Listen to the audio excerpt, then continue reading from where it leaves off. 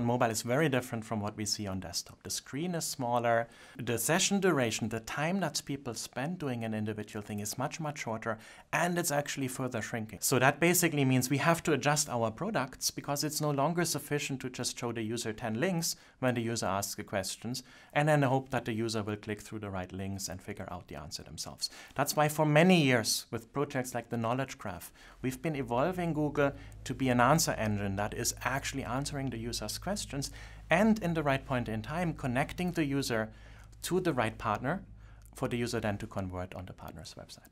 It's not just purely about connecting all the data together.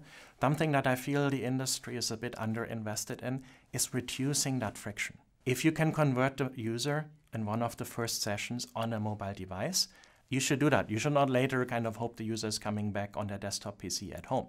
So if I look at the last couple of years, we've done the transition to mobile. We've moved from a search engine to an answer engine.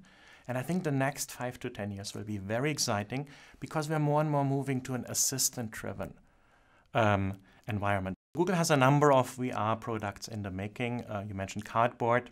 There's one area that's closely related to virtual reality that I think is equally highly relevant for the travel sector, and that is somewhat underestimated and underinvested in today, and that's augmented reality. Yeah, you can imagine that as you're traveling and you're walking through a city that you're not familiar with, you could have an augmented reality on, like some classes, for example, that overlay information into the actual reality as you see it.